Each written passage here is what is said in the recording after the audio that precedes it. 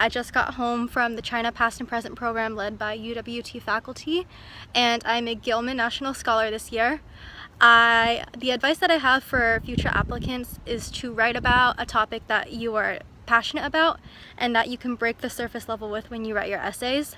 One application I applied for was the Bonderman Travel Fellowship, which is for 8 months of solo travel in various countries. Although this might be repeated advice, if I were to apply to that fellowship again, I would have started much sooner. I completed my essay and itinerary only shortly before the deadline. I later learned after completing my thesis, which took several months to write, that all that time is very valuable to be able to have multiple drafts and multiple reviews. One other encouragement I give you that I found very useful was to go to the online webinars or any other meetings where you're able to ask questions. Thanks and best of luck to you. So I applied for the Gilman Scholarship and I got that scholarship. And something that I would do differently would be one, turning it earlier. I did it kind of a last minute, and I really I felt like I could have strengthened my the writing portion of it, the one kind of explaining like my background and who I am and whatnot, and why I want to do it. I felt like I could have said more. This previous year I applied for the Fulbright for the English teaching assistant, and one thing that I would say that if I was to apply again, what I would do differently would be just to start the application earlier so that I can just give myself a lot more time to prepare. Also my recommendations, giving people who are doing the recommendations for me that time as well would be great. So I would say my biggest thing would be just to start the application a lot earlier and prepare myself for that.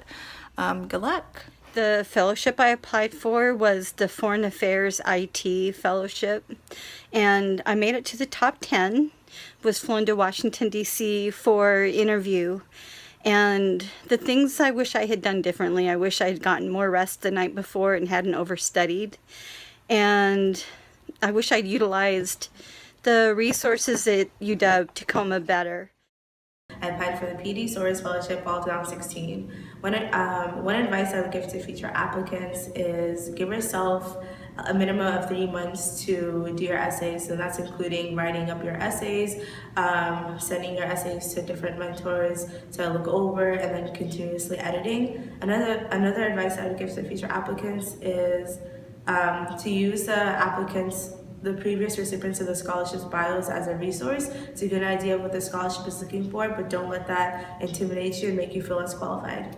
If I were to give anyone advice who is thinking about applying for Husky 100, it would definitely be to start as early as you can on the application. I think I started working on my application the first week of December, and it wasn't due until mid to end January.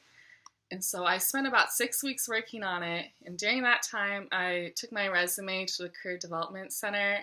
I had the TLC review my essays, I had a ton of my friends peer review, and then I also went to 2 of the Husky 100 info sessions. So I did put a lot of effort, but it was worth it at the end because I did receive the award. So good luck if you're applying.